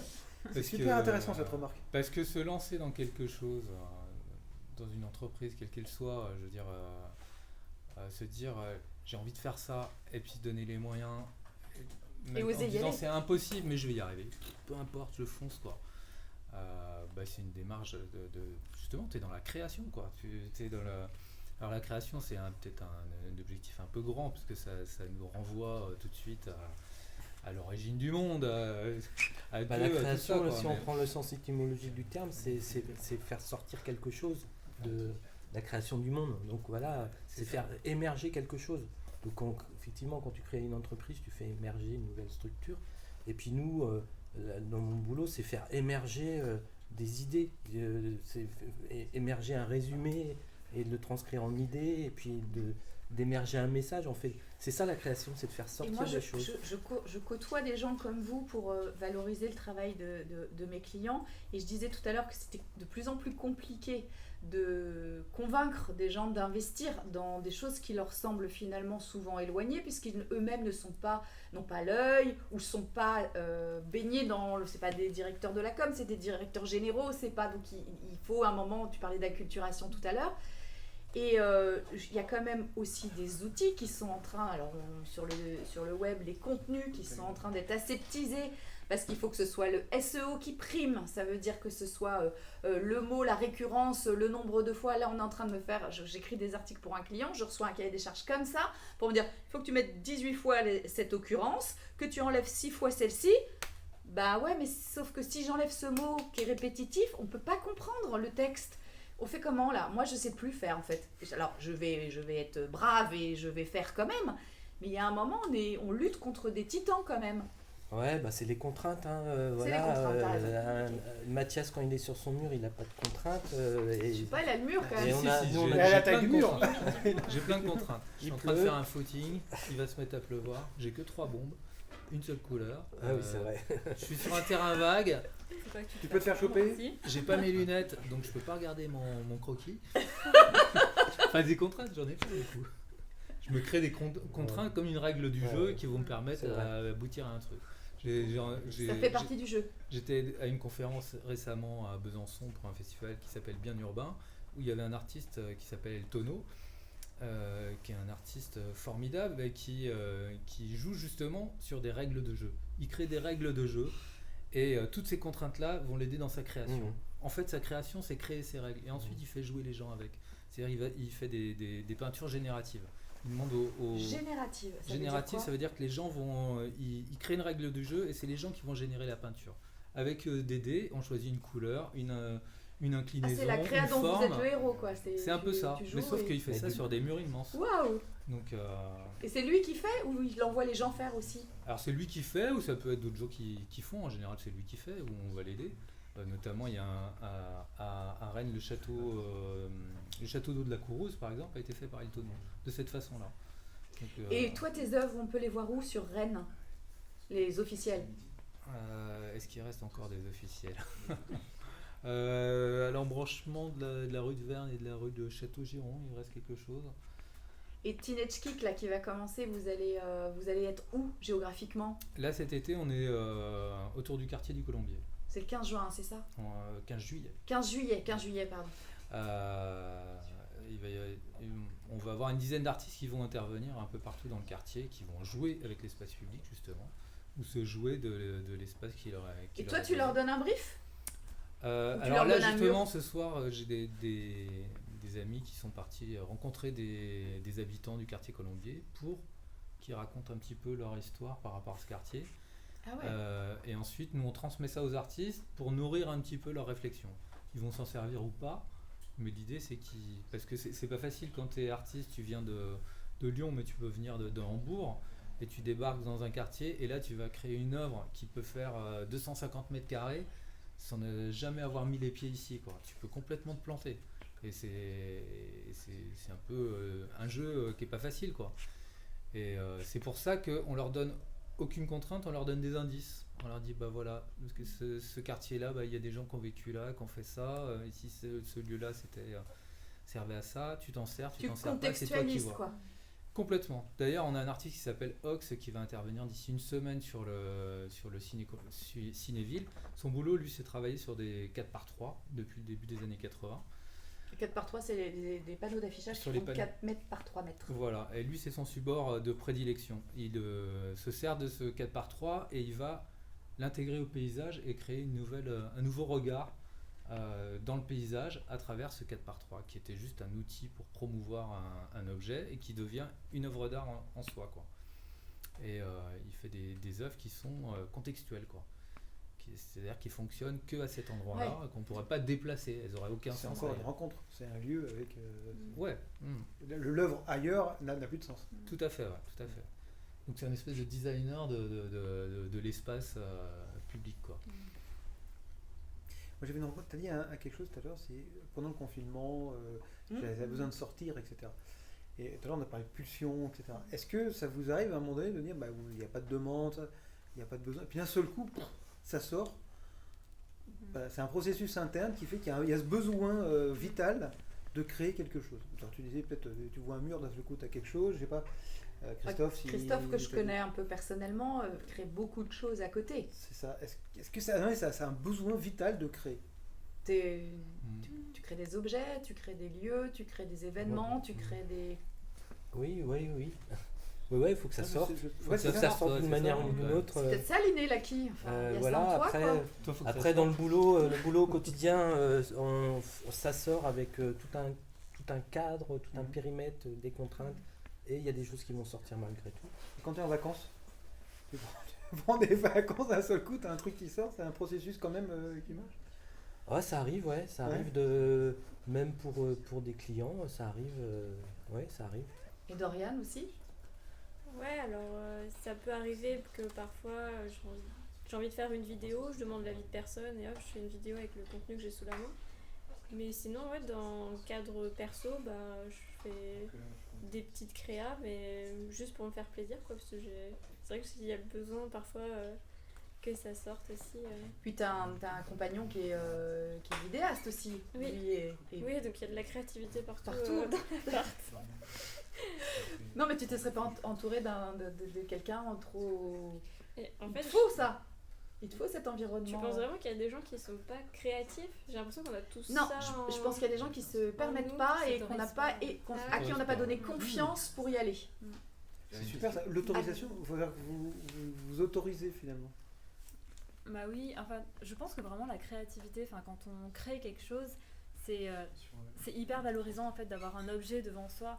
Moi, je fais de la céramque, un tout petit peu. Je commence la céramque et quand je crée un objet, enfin mon bol et que je l'ai devant moi, de voir cette matière, de voir cette forme que j'ai créée, en fait, je me dis mais en fait, en tant qu'être humain, on est fait pour ça en fait, pour manipuler quelque chose avec les mains, pour créer. Et en fait, c'est tellement valorisant. Tu disais tout à l'heure que tu t'es mis à créer. Non, mais en fait, je pense que on prend goût à ça. Quand on commence à goûter à la créativité, on a envie d'en reprendre. Et puis après, on peut plus s'arrêter parce qu'on se rend compte que ça fait du bien et c'est gratifiant. Et je pense que l'être humain a besoin de ça. Après, je pense qu'il y a des personnes qui s'autorisent pas à être créatives parce que peut-être ça, enfin je sais pas, c'est sortir quelque chose, peut-être que si c'est pas assez beau, si... La peur du jugement. Voilà, c'est Oui, ça, oui, ce tout serait à pas fait. convenable. Vous, le jugement, vous vous nourrissez du jugement finalement, quelque part, non? Ça dépend. Le ça regard de dépend des l'autre espaces. vous nourrit Jugement, sur ce c'est que vous avez violent. fait. Ah mais nous on est jugés tous Ou le les jours. regard, enfin oui c'est ça. Mais vous en faites Il y a une... Étienne il va s'arracher les cheveux là. Il en peut plus. Il est derrière. Non, mais c'est juste, j'avais une question parfois quand on est jeune, est-ce on fait des choses, on ne se rend pas compte, quand on a 5 ans, qu'on est créatif sans le savoir. Par exemple, quand je vais à la plage et que je fais un château de sable ou que je veux faire un grand château, bah, peut-être qu'il y a certains enfants, ils préfèrent rester assis sur leur serviette à rien faire. Il y en a d'autres qui sont. Bah, moi, j'adorais faire des châteaux de sable, par exemple, et je me rends compte après coup que en fait, c'était une sorte de créativité que j'avais déjà quand j'étais petit. Et même quand je faisais les petits albums Panini, euh, je pense qu'il y en a qui savent ce que c'est. Bah, un jour, je me suis dit, tiens, je vais pas l'acheter, je vais essayer de le créer moi-même. Et du coup, pendant, je pense, 2 ou 3 mois, j'étais en train de faire des petits stickers dessinés ou des choses comme ça, avec du papier calque. Et sauf que j'avais 12 ans et je me rendais pas compte que c'était de la créativité. Bon, après coup, du coup, on se dit. Donc, c'est plutôt le côté. Les enfants inventent des mots constamment. En fait, justement, sur mon projet de langage, c'est justement le fait d'inviter les enfants à créer des mots. Et j'ai une discussion avec une sociologue et une enseignante qui disait que quand l'enfant va créer des mots, c'est que là, le langage, il s'approprie le langage. Donc, il va oser créer des mots. Donc, les enfants, c'est vrai que osent davantage. Parce qu'ils n'ont pas ces filtres. C'est ça. Parce qu'ils s'amusent. Après, Parce ils qu'ils s'amusent, s'amusent. ouais. Voilà, c'est ça, on disait, il faut Et oui, avoir envie de s'amuser. si tu brides le gamin en lui disant arrête, tu parles mal, bah qu'est-ce qu'il fera? Il n'osera plus parler parce il se trompera. Alors que c'est être acteur de la vie, du langage aussi, parce que les mots ont été créés par des êtres humains, donc les enfants peuvent devenir acteurs de ça, créer des mots, et pourquoi pas après que ce mot vienne dans l'usage. C'est ça en fait, être designer, c'est créer quelque chose qui après pourra très bien fonctionner Et devenir après, la mode contre laquelle il faudra que vous vous battiez parce qu'il Exactement. faudra trouver encore quelque chose d'autre que la mode, que la tendance. Pour oser, il faut, entre guillemets, être en confiance. Être en confiance. Donc, je sais pas si, par exemple, Christophe qui est dirigeant, tu as des gens dans ton équipe. Comment tu fais pour. C'est un peu comme le foot, il faut les mettre dans les meilleures dispositions. De management à ce niveau-là, voilà, parce que voilà, on est jugé tous les jours. Tu parlais du foot tout de suite là. En France, on dit qu'il y a 50 millions de sélectionneurs de l'équipe de France, mais il y a 50 millions de graphistes. C'est-à-dire que tout ce qu'on sort, tout le monde est graphiste, tout le monde va juger, tout le monde va avoir un avis. Donc, a fortiori, les clients qui passent la commande, donc on est jugé tout le temps. Voilà, donc souvent, ravaler sa fierté, ça vient plutôt avec l'expérience. Et souvent, quand on a des jeunes créatifs ou graphistes ou designers qui arrivent, c'est dur. C'est le sujet auquel il faut les préparer en fait petit à petit. Donc moi je fais une sorte de filtre, voilà, pour pas qu'ils se prennent voilà forcément parce Oui, il que n'y a pas de contact parce que ça peut direct.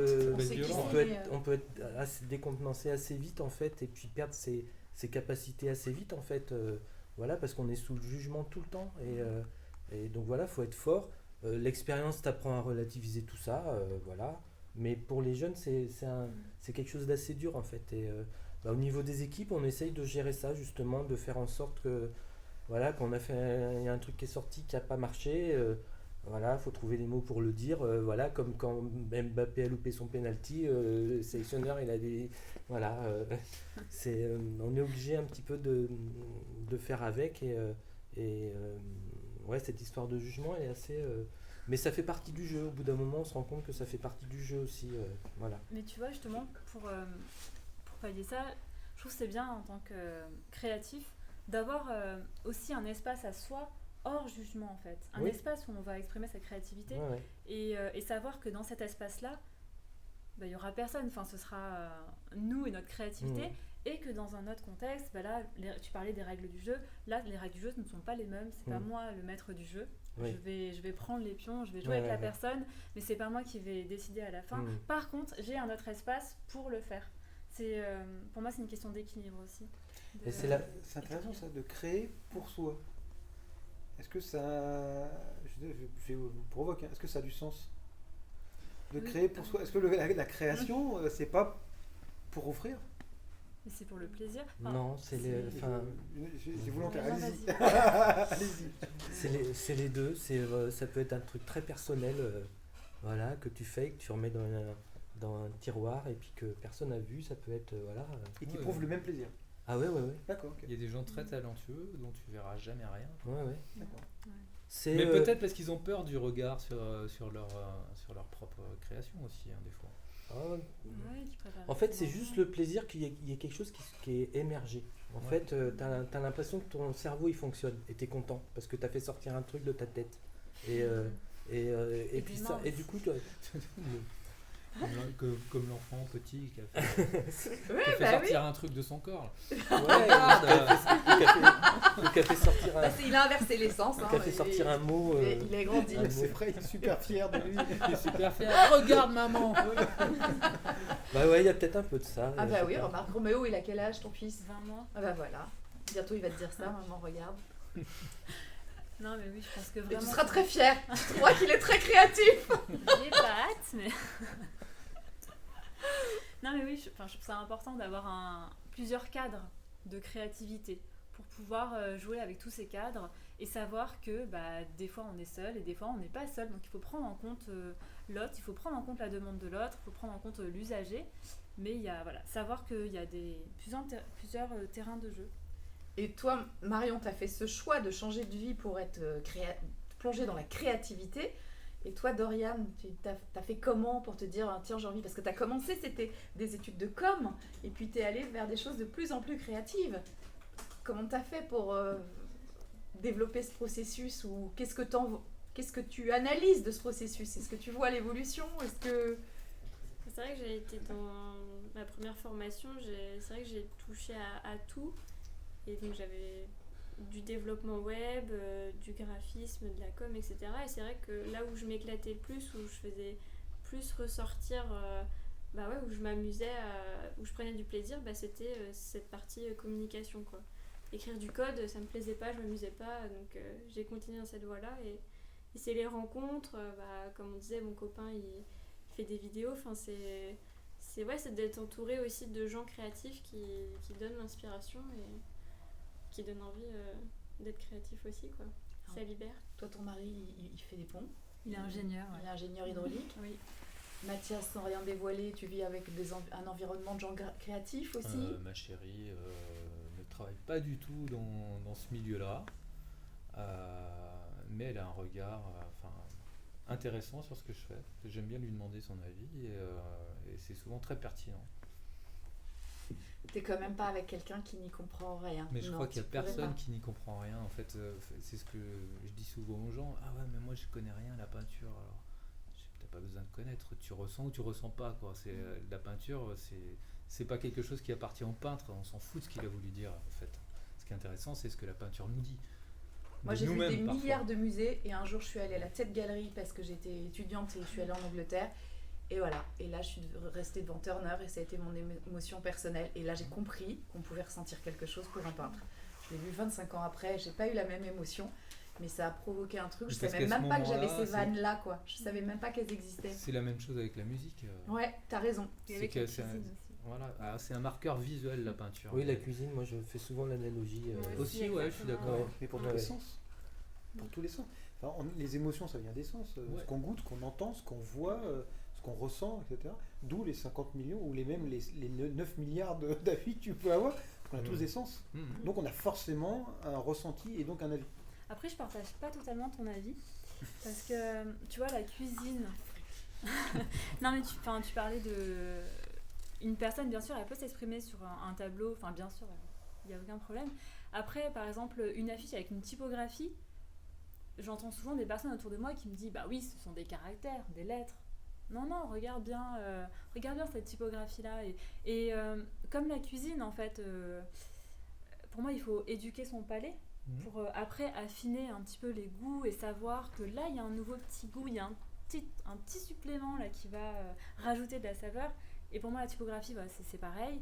La typographie, faut s'y connaître un petit peu, faut en avoir vu plusieurs typographies, il faut les avoir analysées, il faut les avoir observées. Oui, alors là, faut s'y être intéressé. Mais c'est comme n'importe quel mouvement artistique, c'est pareil.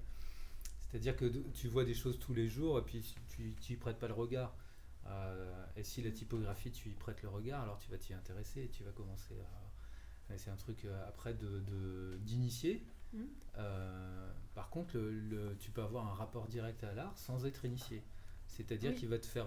Tu vas avoir une émotion.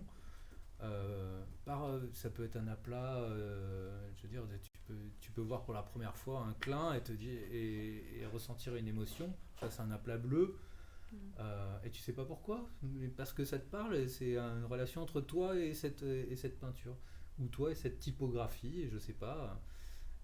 Et est-ce que quand vous faites les balades, justement sur Teenage Kicks, et c'est beaucoup des enfants ou non? Il y a de tout, vraiment de tout. Et du coup, vous transmettez comment les choses? C'est quoi le processus? On explique ce qui se passe sur le mur ou au contraire on essaie de favoriser l'émotion? On laisse les gens. Après, il y a une histoire autour du mur, mais on laisse les gens ressentir ce qu'ils ressentent. Et puis, s'ils posent la question, s'ils veulent savoir dans quel contexte travaille l'artiste et qu'est-ce qu'il fait habituellement et pourquoi là il a voulu dire ça, et si l'artiste a laissé le message, alors on le transmet. Mais des fois, c'est juste un message justement qui prête pas. Qui est pas qui n'a pas à être interprété autrement, qui est pas didactique, qui dit pas voilà ce que j'ai ressenti, je vous le donne dans la gueule, c'est ça que je veux que vous compreniez, quoi. Non, de toute façon les gens vont pas forcément comprendre ton message. Si tu mets dehors avec un point d'exclamation, par exemple, c'est ce qui est le titre de l'affiche dehors. Et là on va parler graphisme. Voilà, regarde. On a un titre qui s'appelle Dehors avec un point d'exclamation. On n'était pas d'accord du tout entre nous. J'ai un copain qui m'a dit non, tu peux pas laisser le point d'exclamation, c'est un titre de fasciste. Pourquoi fasciste, quoi? Dehors, c'est Raust, quoi. Parce qu'il est de gauche, c'est pour ça il voit ça comme fasciste. Je sais pas, mais pour lui ça représentait, c'était assez violent, quoi. Je fais ok, alors tu penses à quoi? Peut-être que tu penses que les gens vont arriver et rajouter les Arabes dehors, quoi. Et c'est ça qui te fait peur, quoi. Je dis non, mais dehors c'est enfin dehors, quoi. Ah oui, c'est vrai que moi je le perçois comme ça. Enfin, moi, et pourtant, c'est juste un mot avec un point d'exclamation. Où est-ce qu'on peut le trouver? Parce qu'il n'est pas sur le .org. On va aller jouer dans le jardin. Il va être sur l'affiche qui va sortir la semaine prochaine. On tease un peu. Je l'ai trouvé, Au contraire, c'était... Moi, quand je l'ai vu, alors je l'ai trouvé quelque part. Et j'ai trouvé ça génial, muralisme, dehors, mais dehors tous, on se rue, quoi. On n'a pas interprété pareil. Mais par exemple, je me suis dit, ouais, on va se faire une petite communication très low cost en imprimant des A4 avec les lettres et tout. Et puis, comme on bosse sur le Cinéville, qui est l'ancien Ciné Colombier, j'ai fait un test. Et puis, comme on a ces panneaux d'affichage où il y avait les affiches de cinéma, j'ai mis les lettres sur ce truc-là. Je fais ah ouais, ça sonne bien et tout. Puis j'envoie la photo à ma copine et ma copine me fait c'est horrible. Et je dis pourquoi? Mais tu vois pas les SDF en dessous, quoi. Avec ce dehors avec un point d'exclamation. Et je fais mais ouais. Mais oui. Enfin tu vois, donc c'est tout ça pour dire que ils sont dehors. Et là, c'est juste d'une typo, tu vois, je te rejoins. C'est juste une typo avec un point d'exclamation, mais qui peut être interprété de plein de façons différentes, quoi. Après. Enfin, pour rebondir sur ce qu'on disait. Il y a juste Étienne qui va encore s'écrouler. Étienne, notre sniper, excuse-moi. Non, mais je me demandais, est-ce que quand tu es face à un mur et que tu commences à faire du graphique, enfin des graffitis, est-ce que tu dis que la personne qui va le voir, enfin, il y a 10 000 interprétations différentes de la part des personnes. Est-ce que ça t'amuse, entre guillemets, je sais pas comment expliquer, mais que Le regard des gens sur... qu'on se pose des questions quand on voit cette œuvre. Moi je pars, le truc est fait, et puis Et des fois, je peins, puis les gens sont là, puis ils disent ah ouais tiens, je pense à ça. Et tout. C'est drôle parce que des fois, c'est pas du tout le truc auquel j'ai pensé. Donc c'est ce dont je parlais tout à l'heure, hein, cette histoire de miroir et une peinture, c'est une espèce de miroir de l'âme, quoi. Et quand tu es sur la peinture, là, en atelier, c'est différent, mais quand tu es sur l'extérieur, tu parlais de que tu avais oublié tes lunettes, que tu voulais pas ton petit schéma, parce que tu avais dessiné, c'est-à-dire que tu as repéré un truc, tu vas faire une Non, pré-trame je me suis mis un challenge tous les dimanches matins. En fait, en ce moment, j'ai très peu de temps à cause de l'organisation de ce truc-là. Le seul temps qui me reste le dimanche matin, c'est que je m'autorise, je m'étais mis, je fais un footing tous les dimanches matins, quel que soit le temps. Et je me suis dit, merde, mais j'ai pas le temps de faire un petit graffiti chaque semaine, quoi. Alors je me suis dit, bah je fais les deux, quoi. Je pars, je vais faire mon footing et je fais du graph. Et je fais une pièce ou deux sur place. Et comme quand je cours, je me balade dans la ville et là je trouve des endroits, quoi. Et que avant je repérais, je me disais, tiens, cet endroit-là, faudrait que je revienne, mais je reviens jamais, quoi. Donc là je me dis, je pars avec mes bombes, comme ça je le fais direct. Il y a un point, je reviens sur dehors parce que ça m'a intéressé. Ouais. Est-ce que la provocation, fait pas partie du job de l'artiste, d'oser la provocation pour faire réfléchir? Oui. Mais la preuve que susciter la preuve parce que toi c'est ton interprétation, d'autant non, mais finalement parce que c'est pas votre job quelque part de... Oui, mais justement on se rend compte que on a les contraintes des tendances, mais aussi on a les contraintes du politiquement correct de la société, voilà, dans la communication, et du coup les messages provocateurs dans la pub des années 80, elle était 100 fois plus provocatrice que la pub d'aujourd'hui. C'est plus les mêmes codes. Donc on a ces contraintes-là aussi. Du coup, vous vous standardisez. Alors on essaye de Est-ce qu'on dit susciter... pas, mais non, mais est-ce qu'on dit pas plus avec l'air de son temps? On essaye de susciter en fait, le but du jeu, c'est de susciter de l'attention et de faire comprendre ce que fait ou l'esprit voilà, quand un client a un produit à vendre. Voilà, donc on peut le faire par la provocation, mais aussi on peut le faire par l'amusement ou par l'émotion. Voilà, donc il y a d'autres façons de le faire. Mais l'axe de la provocation, qui est un axe qui marche, qui est super fort, qui marche super bien, et ben aujourd'hui on se retrouve très contraint à ce niveau-là, en fait. Il faut faire attention. Ouais, parce que maintenant avec les réseaux sociaux, en fait, t'as le retour de bâton. Voilà, que tout le monde peut donner son avis et tout le monde l'entend, quoi. Et quand tu vois les réactions des politiques en général, c'est que le commentaire négatif vaut 50 commentaires positifs qui n'ont pas été faits, quoi. Donc, ça, c'est dans toute relation, même client, etc. On sait que le commentaire négatif a beaucoup plus de poids que beaucoup de commentaires positifs. Donc dans la création en commande, la provocation, c'est délicat, et on se rend compte que même dans quelque chose de plus libre, l'expression un peu plus libre, c'est aussi délicat, la provocation. Quand on invite des artistes, nous, à intervenir dans l'espace public sur des murales, par exemple, les artistes qui viennent intervenir sur des murales qui vont rester ont une responsabilité vis-à-vis de l'endroit dans lequel ils laissent une œuvre. Parce que ils peuvent pas faire un message provocateur en fait, que les gens peuvent pas enlever ou ils peuvent pas réagir parce qu'ils ont fait un truc monumental, et s'ils mettent dégage, je sais pas, je joue encore sur les mots, donc ça, c'est un peu... Alors moi j'ai un exemple, quand je bossais chez Région Job, on était en haut de la courrouse, pas de la courrouse, du bâtiment, c'est comment, du Mabilet, et donc il y a l'antenne, là je balance, mais c'était tellement drôle, il y a l'antenne, la soucoupe là, et donc quand on était sur le rooftop, on était à 5 mètres de ce balcon, et il y a eu une sculpture qui est apparue d'un mec nu, qui faisait comme ça, qui se jetait dans le vide avec une bite à l'air, longue comme ça. Et donc nous, il était doré. Et donc nous, on était sous le balcon, donc bon, voilà, on travaillait là, et on n'avait rien à voir avec l'œuvre, c'était le promoteur qui avait installé ça. Et là, alors peut-être que d'en bas, ça n'avait pas le même impact, mais je vous jure que je suis 5 mètres. Alors, je suis pas une prude, mais franchement, ils l'ont enlevé parce que ça n'avait même plus de sens en fait. C'était gênant. C'est génial, là.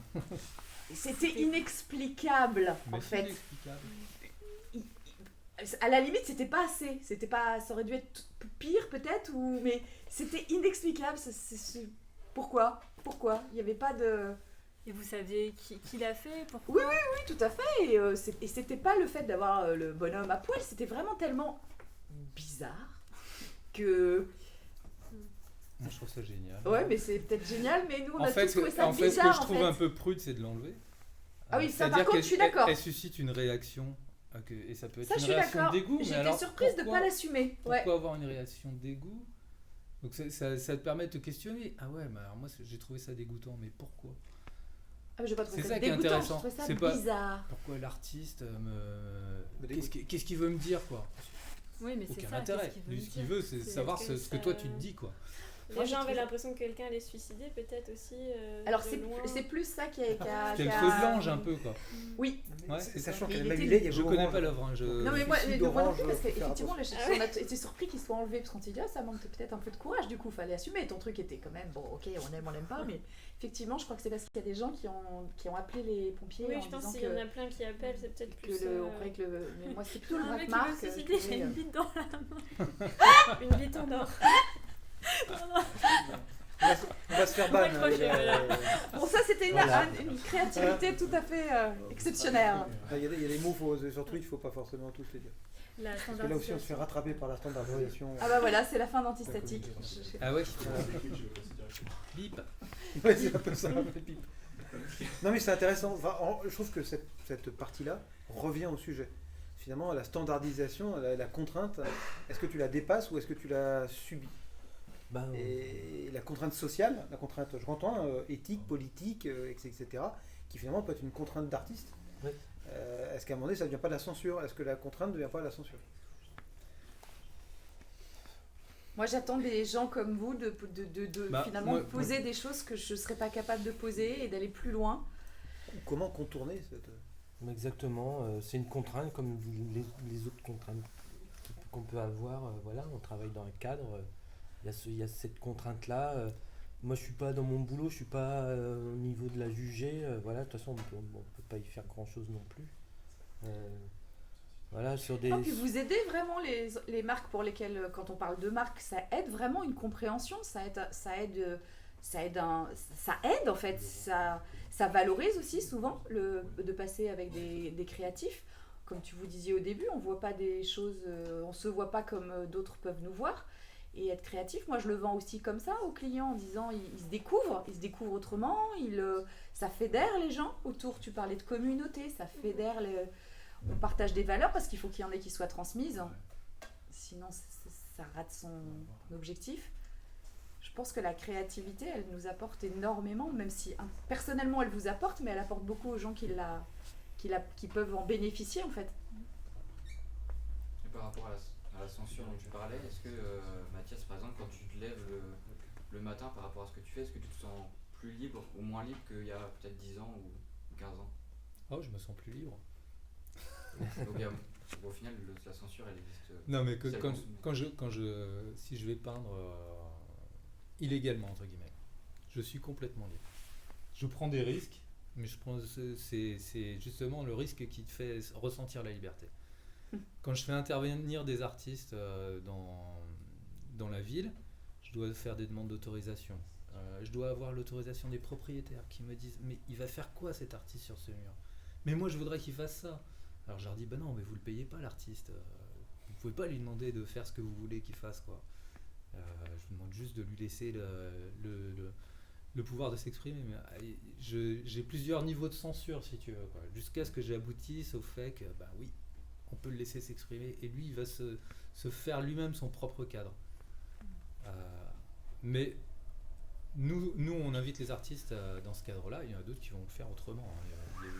La ville de Rennes, par exemple, fait des appels d'offres pour les artistes d'art urbain, où il y a un jury qui est un jury parfois constitué de gens du quartier qui ont décidé que sur ce mur-là, il fallait ça ou ci ou ça. Et puis tu as des artistes qui vont répondre, donc cochant toutes les cases pour être sûr de répondre à l'appel d'offres. Après, est-ce qu'ils perdent pas toute leur créativité en juste... mais bon, moi ce que je dis c'est que faut bien croûter, quoi. Moi j'ai croûté pendant des années, c'est à leur tour. Bah oui. Étienne, tu vas poser une Juste dernière question, puis on va Tu parlais conclure. de le faire illégalement, est-ce que tu t'es déjà fait choper en flag comme dit Johnny dans le chat? Oh, il y a très longtemps. Il y a très longtemps, mais c'était pas très important.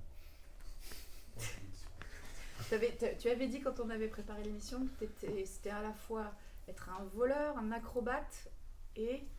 Non, je disais que c'était que le graffiti, mais je le pratique plus vraiment comme ça. Hein. Quand je vais faire un footing avec 3 bombes, je veux dire, les risques que je prends sont très limités. Quoi. Je vais dans un terrain vague. Si quelqu'un appelle la police, qui vient me voir et me dit qu'est-ce que vous faites là, bon on vous emmène au poste, on prend votre identité, et puis de toute façon il n'y aura pas de plainte. C'est pas. Donc, mais quand tu fais du graffiti vraiment illégal, c'est un mélange entre faire un cambriolage, être créatif en même temps. Et faire du sport, quoi. Parce qu'il y a une forme de compétition entre les graffeurs, donc tout ça, c'est ça qui fait le graffiti, quoi. Arnaud, je vous propose de conclure. Merci. Alors, mais Arnaud, est-ce que mon challenge, c'est d'arriver à faire une synthèse de tout ce qu'on s'est dit. Alors, on vous dire que Bonne chance. Sois créatif. Et avec une contrainte, c'est de le faire en 1 minute. Je déborde régulièrement, mais c'est ma contrainte. Attends, Donc je vais être créatif dans la chronomètre. manière de faire une synthèse. Très bien. Enfin, je vais essayer. Et je n'ai pas peur du jugement. J'y vais. Non, en fait, il y a eu pas mal de récurrences qui sont venues. Et finalement, ce que j'ai retenu, qu'est-ce que c'est que être créatif? C'est d'abord c'est rencontrer l'autre, mais dans son sujet. L'autre, ça peut être l'environnement, ça peut être la personne, ça peut être l'effet miroir qu'on doit créer. On doit être créatif pour quelqu'un. Alors, sauf, je mets entre parenthèses le côté je crée pour moi, mais le créer pour les autres, c'est d'abord une rencontre avec des contraintes qui vont avec. Donc on l'a vu, il y a les contraintes techniques, il y a les contraintes financières, il y a les contraintes sociétales. Et en fait, j'ai bien aimé l'idée, c'est que cette rencontre crée une fusion, crée une imprégnation. En fait, quelque part, il n'y a plus qu'un à la fin entre les deux, entre le mur et l'artiste, entre la personne et l'artiste, entre l'objet et l'artiste. Il n'y a plus qu'un, et d'un seul coup, il y a un processus psychochimique qui se met en route, et de là, la création, jaillit une histoire. Et le mot histoire est revenu souvent. Et en fait, la créativité, c'est créer cette histoire que vous allez raconter finalement seul ou à plusieurs, et qui est pertinente parce que finalement, elle fait ressortir ce qui est singulier, ce qui est nouveau, ce qui a été enfanté quelque part par cette rencontre-là, quoi. Et tout ça, ça nécessite d'être hyper curieux, d'être à l'écoute, d'être en osmose avec son environnement, avec la personne avec qui on travaille.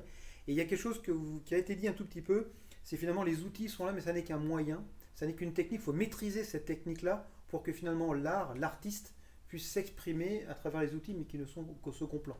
Mais il faut les outils. Il n'y a pas d'outils, c'est plus compliqué d'être artiste. Et puis derrière tout ça, créativité, c'est générer de l'émotion pour soi et pour les autres. C'est pas la même émotion.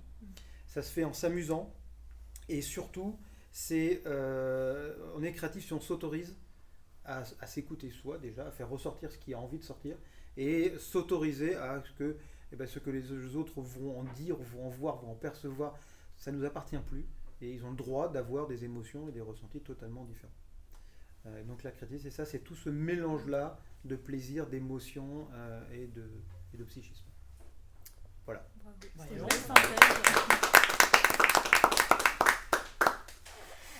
Bon, merci tout le 4 monde. profs pour un élève qui a bien compris Merci. Mais quand on est bons profs, derrière, c'est plus facile.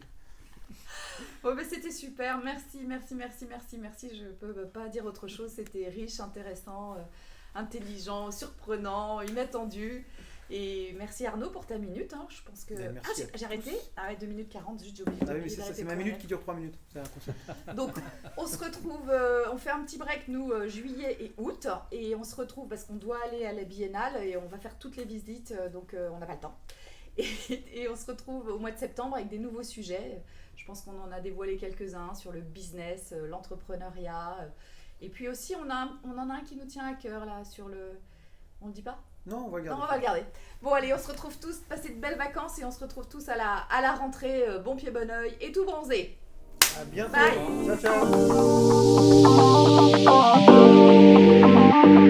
Ciao.